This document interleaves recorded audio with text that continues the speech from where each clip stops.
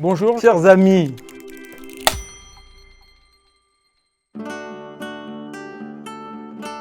Alors j'adore travailler avec mes mains, c'est dans mon métier, que ce soit ma profession ou de député européen, je travaille beaucoup avec mon cerveau, avec ma tête, avec ma langue.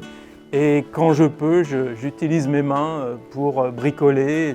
En ce moment, je rénove un vieux voilier en bois de 1936 avec mon fils et ça me fait beaucoup de bien quand je me retrouve avec le bois de la charpente à le remettre d'aplomb.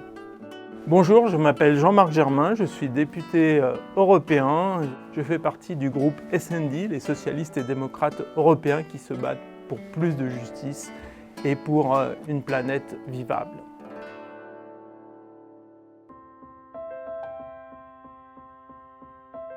Alors ce n'est pas un conseil qui m'a été donné directement, mais c'est un conseil que j'ai lu d'une personne que j'admire beaucoup, qui est Jean Jaurès. Ça porte sur le courage et disait le courage c'est de se donner à fond aux grandes causes sans savoir si on va à la fin avoir une récompense. Et je crois que c'est au fond ça ce qui devrait guider les femmes et les hommes qui s'engagent en politique. Et en tout cas pour moi c'est la phrase qui me marque, que j'ai à l'esprit à chaque fois que j'ai à agir, à prendre des décisions dans ma vie politique.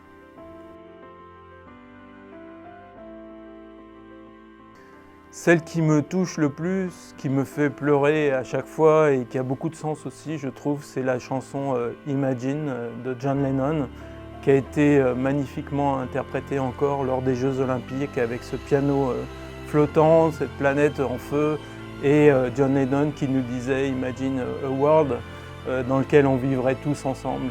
Je crois que ça, c'est vraiment ma chanson préférée.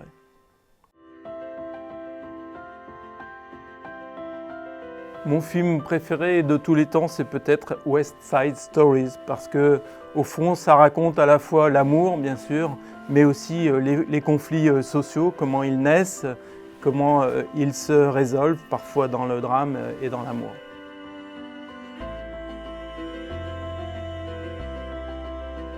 Dans ma commission ou dans mes commissions, je me bats pour une idée très simple. La grande avancée des dernières années, ça a été le Green Deal, c'est-à-dire cette idée qu'à l'horizon 2050, nos économies doivent être décarbonées. C'est essentiel pour lutter contre le réchauffement climatique.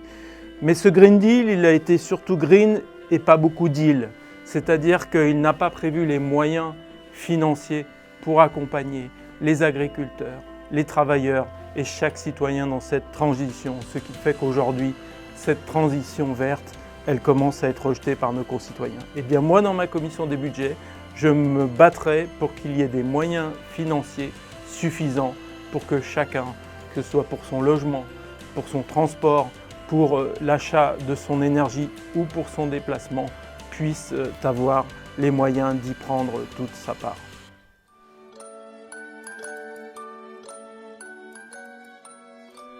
Alors ce livre s'appelle « Les enfants après eux ». C'est un prix Goncourt de littérature qui raconte au fond la vie d'une famille de jeunes qui sont un peu en dehors de la mondialisation et ça m'apporte beaucoup. C'est une très belle écriture, mais aussi ça a beaucoup de sens par rapport aux difficultés que peuvent rencontrer nos sociétés.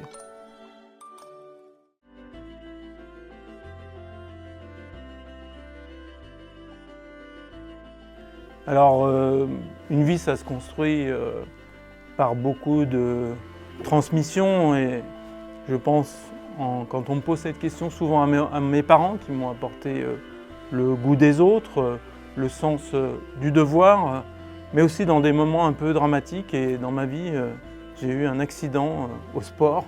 Je me suis démis l'épaule et mon bras a été paralysé pendant 6 mois. Et je crois que cette période de ma vie où je ne savais pas si j'allais recouvrir l'ensemble de mes capacités physiques m'a aussi beaucoup marqué dans ce que je fais, dans ce pourquoi je me bats, dans l'attention aux autres et notamment aux plus fragiles que j'essaye d'avoir.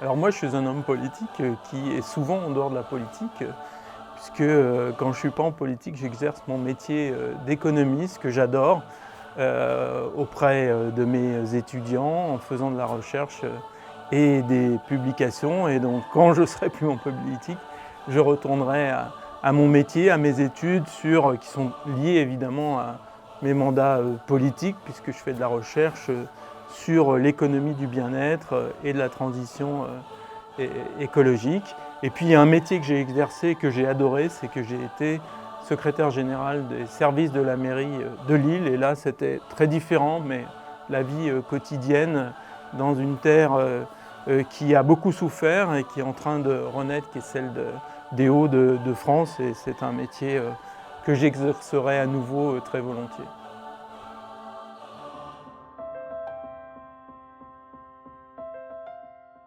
J'en ai trois qui sont mes références. Jacques Delors, bien sûr, l'Européen, le premier qui a incarné l'Europe, mais aussi Martine Aubry pour le social, la dernière grande conquête sociale de la France, et aussi Anne Hidalgo pour la transformation écologique de Paris. C'est un peu ces trois figures qui me guident à la fois pour leur vision, leur constance et leur courage.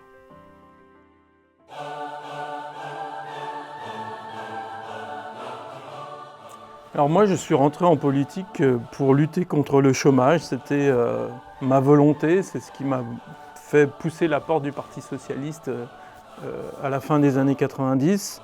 Et puis j'étais reparti à la vie civile comme on dit, et ce qui m'a vraiment poussé à être candidat pour être député européen, c'est le drame du dérèglement climatique, la volonté d'y apporter toute mon expérience, mon énergie et faire en sorte au fond que personne ne reste sur le bord du chemin de la transition écologique, de faire en sorte que la nature fasse partie de nos vies et ne soit pas simplement une ressource qu'on utilise sans avoir conséquence et connaissance et compréhension des limites planétaires. Et ces combats-là, je crois que c'est au niveau européen qu'ils se mènent, parce que la nature n'a pas de limite, l'air qu'on respire, les océans, au fond, sont communs à toute l'humanité, et que c'est au niveau européen qu'on peut vraiment être efficace, et donc j'y consacrerai toute mon énergie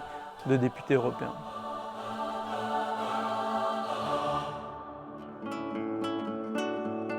Mon plat préféré, c'est les pâtes au gruyère, c'est le plat de mon enfance et j'ai toujours autant de plaisir de les manger, donc je continue à manger aussi souvent que je peux ce plat typiquement français mais quand même un peu européen.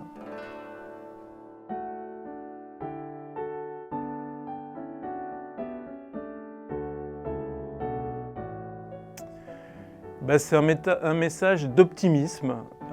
On peut le faire, on peut sortir des difficultés qui sont les nôtres.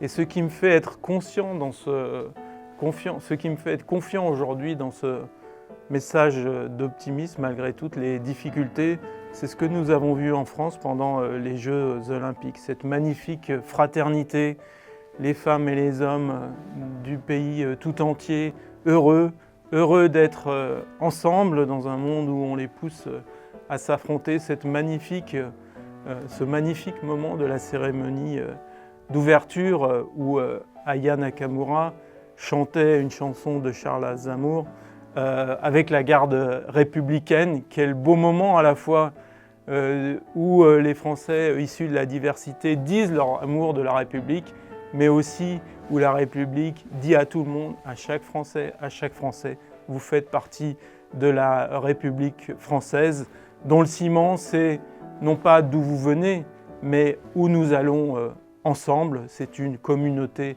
de valeurs, la liberté, l'égalité, la fraternité, et c'est une communauté de destin, un monde meilleur, ouvert sur le monde et surtout fraternel.